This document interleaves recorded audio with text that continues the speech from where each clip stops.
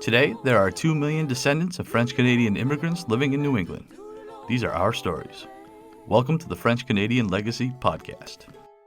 Venez tous jeunes filles et garçons, je vais vous raconter l'histoire de notre immigration ici au USA, de grands aventuriers, de pays étrangers.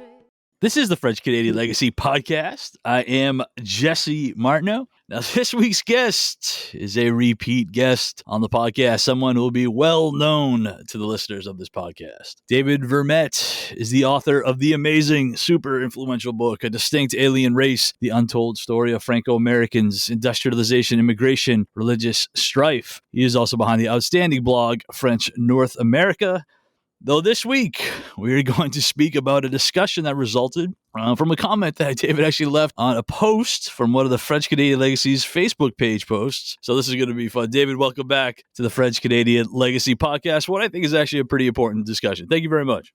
Yeah, you're welcome, Jesse. It's really great to be back and to talk with you guys once again. All right, then essentially the discussion came down to, correct me if I'm mischaracterizing this, but who is kind of leading the charge of telling the Franco-American story, of who it is that is at the forefront of the people who are telling the Franco story, and whether or not that needs to be us, should always be us. If there's a problem, if it's not, and by us, I'm putting myself in the group of descendants of those who came down from Quebec. Yes, and whether or not maybe that's an issue if it isn't one of us. Am I getting this right so far?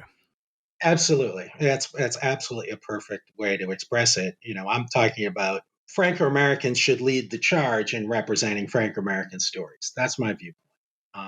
And so if there are events that abide for or above Franco-Americans, I think Franco-Americans should be leading. I think they should be clearly represented. So, just to clarify my post, sure. Am I saying that only Franco-American people can tell Franco-American stories? Of course not. Anyone who has an informed viewpoint can tell any story they want, as far as I'm concerned. People could disagree with me about that if they like, but I feel any informed voice, can and should be out there. But often, people outside of a community have a perspective that they can bring, right? But sure. So for me, it's a matter of balance, and it's a matter of leadership, and it's a matter of representation. And so, it's been interesting. I've raised this at live events, online, in several different forums, and the response is pretty heated. It kind of surprises me a bit. I've been deplatformed from speaking at a university for saying things like this. I've been yelled at in parking lots. I've been called hateful and pathetic and all sorts of stuff. And I'm not a martyr. It's not about me and how much I've suffered. That's not the point. But I find that heated response really interesting. Because to me, it's really simple. Every other ethnic, racial, or linguistic or religious minority group has figured out that representation matters. It really makes a material difference in terms of how the stories are told. It's instrumental in attracting younger people and new people to this community. I know in the disability community, there's a phrase, nothing about us without us. Right. And that makes sense to me. There should be nothing about us without us. And I think if it were any other identifiable group in this country, my call for proper representation would be entirely uncontroversial. So with Franco-Americans, it seems to be controversial to say that. And, I think it would be really an important question to understand why. I'd like to understand why that is. And you've alluded to, not just now, but almost historically going back, this has kind of been the case. You touch on that a bit. Yeah. In fact, what my comments about this have a pretty broad context. So if I ask for your patience because I have several points to make about this. First of all, it's that in my mind, from my historical studies, Franco-Americans are an historically disadvantaged group in New England, in their New England context. That's really not the case anymore. We have a lot of people who, have gone on to be a great success, in the world, like Jesse Martineau is one of those people. We've got authors, and we've got, lawyers and professionals and, all kinds of people like that. So it's not so much the case anymore. But historically, the Franco-Americans had the low-wage jobs that no one else wanted to do, despite the fact that there was a tiny elite, the vast majority had repetitive lower-wage jobs. They historically had a lower level of education. And there was a great deal of contempt that was thrown at them by, the mainstream society in the U.S. in the late 19th, early 20th centuries, and that contempt came from government sources. It came from the press. It came from avowedly racist groups like the Klan and eugenic supporters, and also I would point out that these Franco-Americans, they're coming from a 19th century Canada where for a long time they were second class citizens. The British Empire had a deliberate policy of just trying to get rid of them, to minoritize them, to segregate them, and hope that they'd eventually go away. They were kind of a remnant of a former colonial enterprise. And so somehow that was embarrassing and that they were just expected to fade away. So until as late as 1960, the most important cultural contribution that French Canadians and Franco Americans made is that they were cheap labor for the British Empire and then for the US. So it's my understanding from my investigation of the history that it's accurate to call Franco Americans in the New England context an historically disadvantaged group. So were they the most beaten up group in the history of the US? No, they were not. But do I think it's still accurate to call Franco Americans in the New England context an historically disadvantaged group? Yes, I do. So that's kind of the context I'm coming from. And the other part of it is Sure. that there's been extremely poor representation of Franco Americans in history. Their events generally weren't covered in the newspapers, of the day. They're very poorly represented in history books, even where they should appear. I'll give just one example. There's an excellent book called The Empire of Cotton by Sven Beckert about the global phenomenon of cotton. And I highly recommend it. It's a superb book. And yet there's not one single word about Franco Americans in that book. Not a word. Even when the author's talking about Fall River, where they're the majority, where, they're Sure. by far the biggest cohort in the cotton textile industry, they don't appear at all.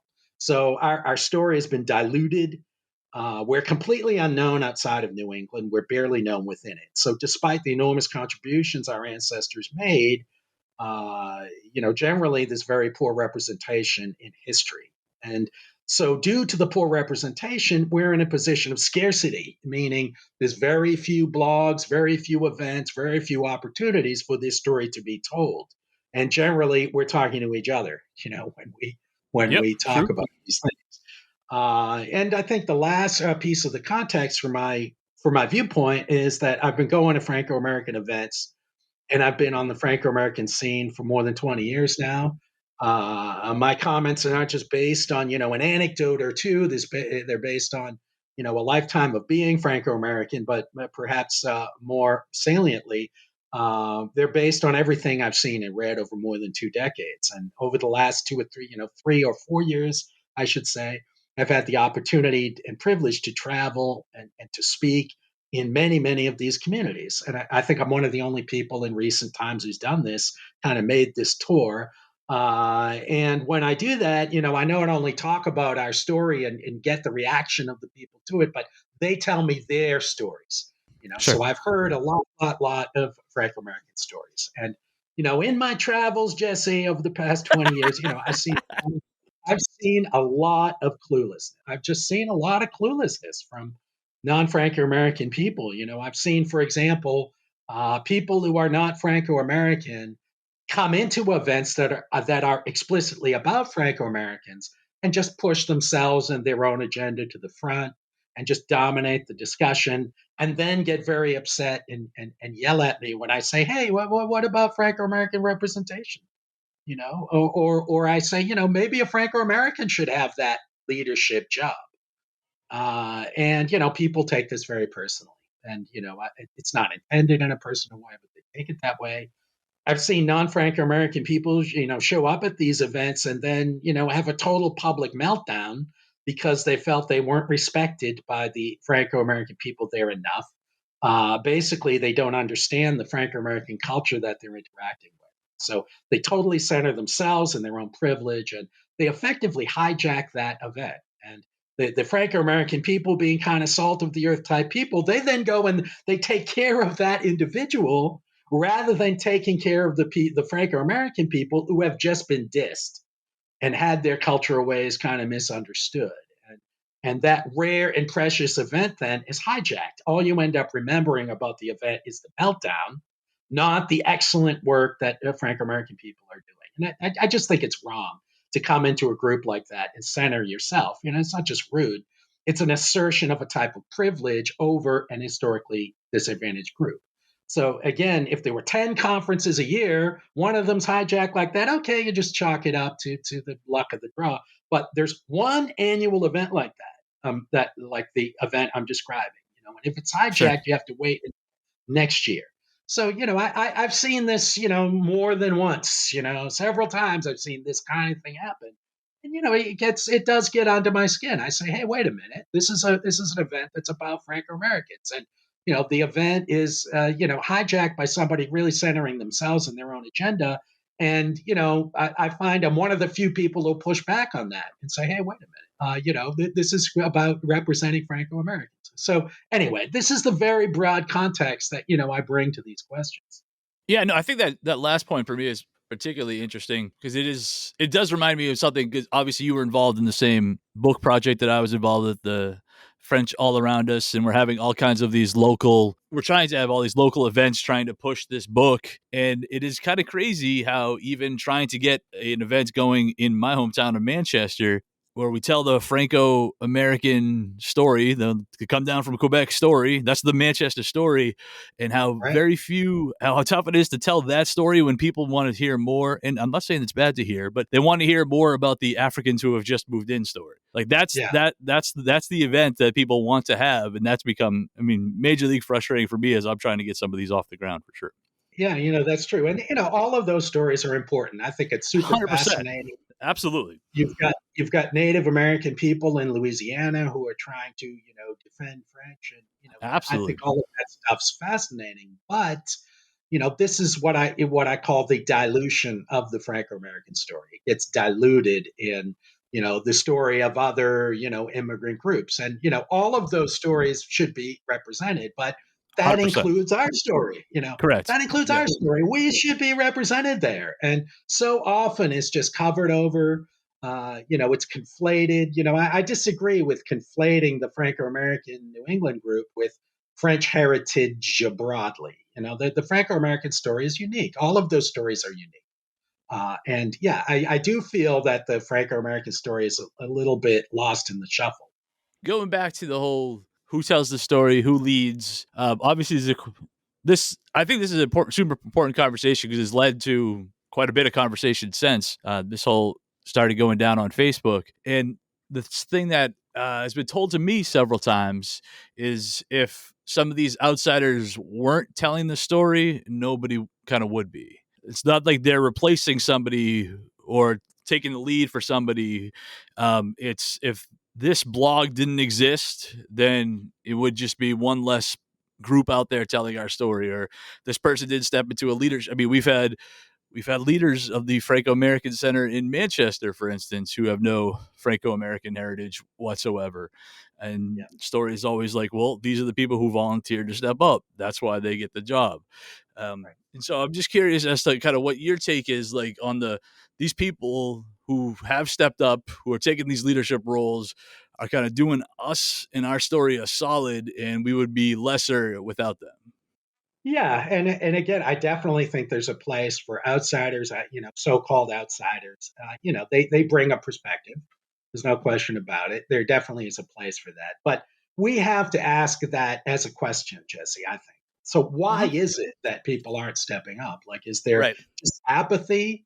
What does this say about our community? And what it says about our community, in my mind, is just it goes right back to the poor representation, the poor understanding of the Franco-American story, and the fact that this is an historically disadvantaged group. It's a group that, in my observation, is frequently passive. They allow other people to take a leadership role. I've seen this in Franco-American events where somebody does what I just described of just coming in and dominating the discussion and pushing their agenda forward. And Franco-American people just let them do it. They just sit on their hands. They let that happen. So this is, something we have to ask as a question.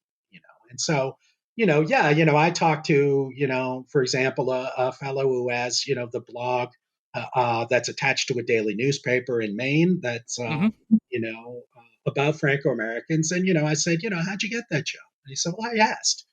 Just that Sure. simple. He said, I Right. had an interest in this. I knew something about it. And so I asked. And, so, fine. I don't have a problem. The guy asked, he got the job, fine. But, I find it very interesting that there are only two such blogs that I know of, in the entire state of Maine that are attached to a well-known daily newspaper, and neither of them are written by a French Canadian descendant. That to me is just amazing. And the truth is that, again, if we're any other group, I don't want to make invidious comparisons, so I won't mention any. But if it were just about any other group in the United States, there'd be a letter writing campaign. I'm serious. That people would write letters to the editor and they say, hey, wait a minute, why aren't we represented here?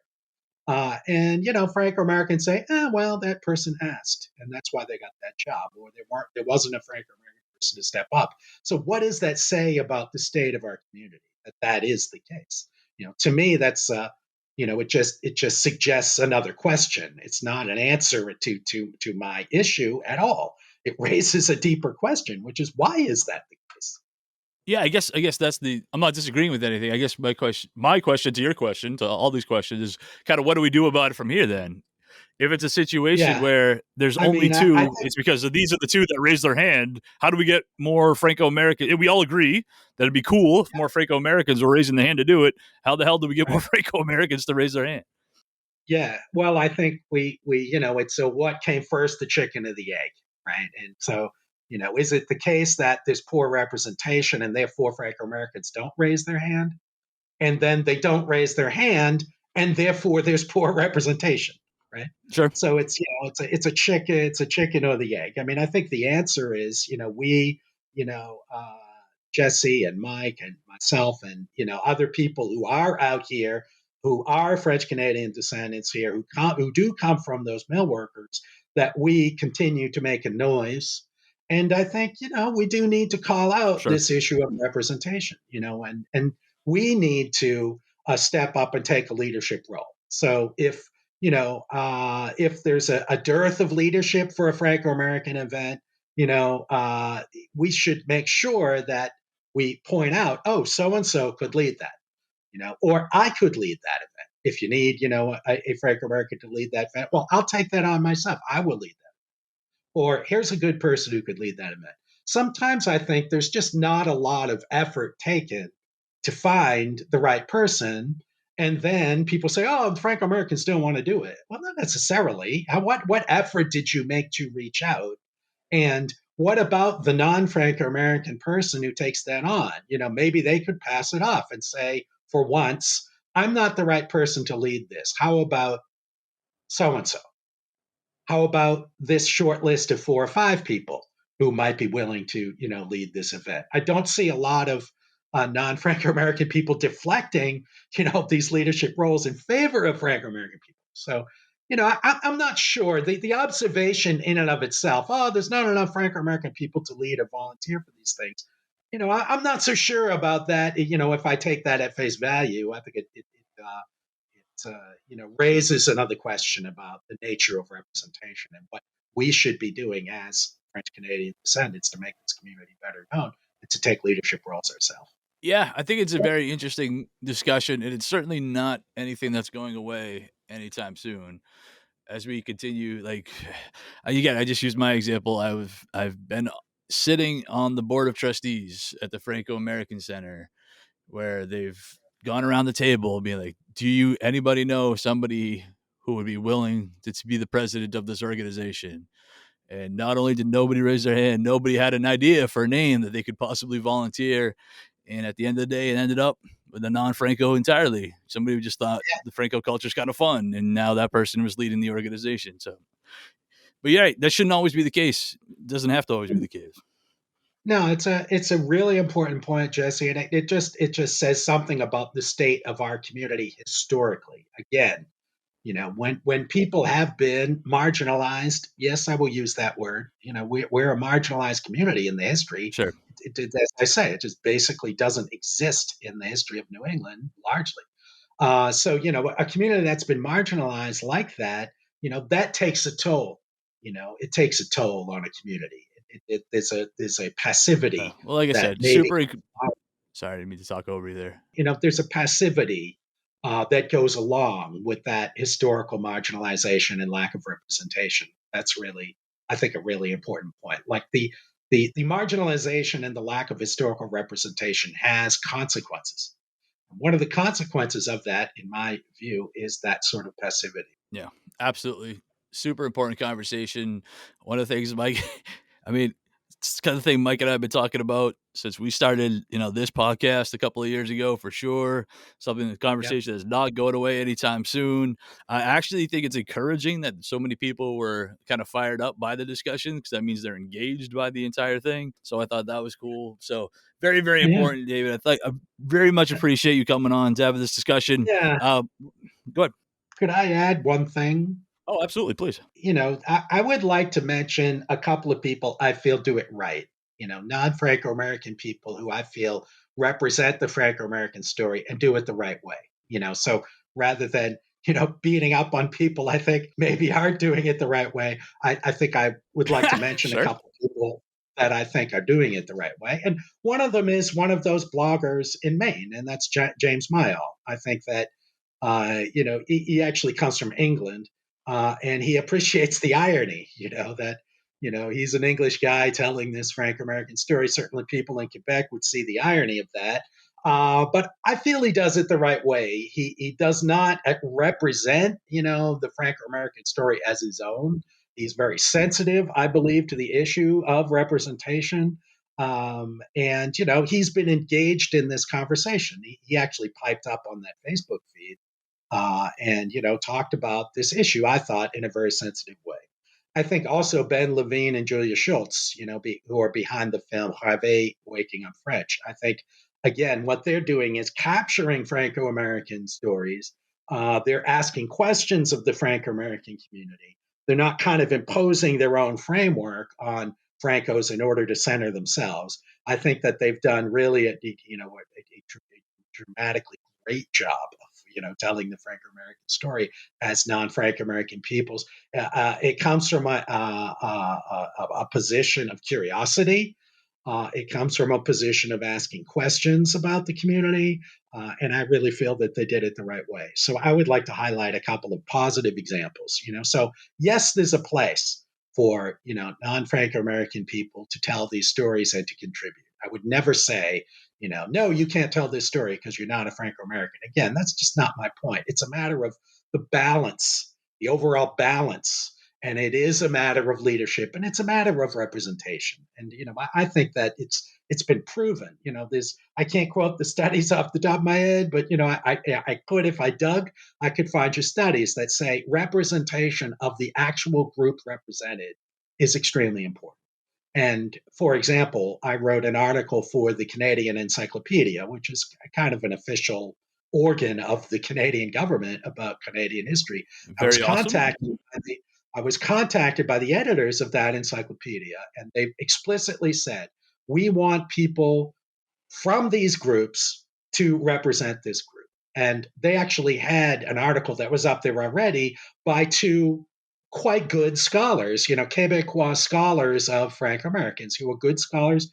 They had, a decent article up there. I didn't have any big problem necessarily with the article, but the editors thought it's a really important thing to have Franco American representation in telling this story for a Canadian audience. And I really do appreciate that. And in fact, my perspective was different than those Quebecois historians, right? So again, I think, Canadian Encyclopedia, they're doing it well. They recognize that, representation is really important, even if it's an American contributing to the Canadian Encyclopedia. So again, I want to highlight positive contributions I feel have been made. Sure, we'll continue to have the discussion, but again, I want to emphasize also that my comments are not personal. They're not aimed at any individual. I'm not blaming any individual for having any job or anything like that. I'm raising, the general issue of representation of Franco-Americans and asking why is it we are apathetic if that's what we are. Sure. Why is it that way? So anyway, I think it's a really important issue. I really appreciate you, Jesse, and Mike having me on to discuss it. No, this is great. And I'm glad you were able to mention those examples. We've had Ben Levine on the show. James Miles been on a couple different times. We are on record as calling him the French Canadian Legacy's favorite Englishman. So he's been really good to us, really good guy. So I do think it's cool. What events now? Do you have anything that you can plug? Any events that you have coming up?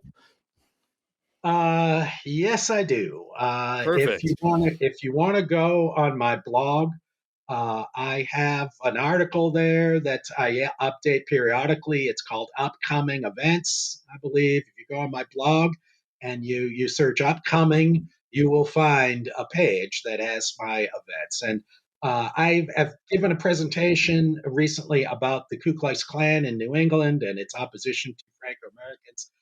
That presentation has become very, very popular. The New Hampshire public libraries have really latched onto that, and I've had a lot of repeat business. So if you look at my Awesome. blog on the upcoming events page, you'll see when I'll be speaking on that. I've organized my presentations, and I keep giving and again keep giving these presentations and keep telling these Franco-American stories. So I'm out there representing all the Absolutely. time. And so, and I will continue to do so, and I will count on you guys also to continue to do so. Well, I appreciate it very much. We'll make sure to link the upcoming events page when we post this for sure. Again, we've been talking to David Vermette, author of the amazing book, Distinct Alien Race, Untold Story of Franco-Americans, Industrialization, Immigration, Religious Strife. Hugely important voice in the Franco-American community, talking about some really, really important issues. So, David, thank you so much for joining us again. You're welcome. Now our fathers look at us and sigh with despair, to think that everything they love we simply do not share. But the spirit never dies, our culture will survive. Each of us must choose how much to keep alive. Each of us must choose how much to keep alive. Special thanks to Josie Vachon for providing the music. You can find more about her at josievachon.com. This podcast was produced and edited by Mike Campbell.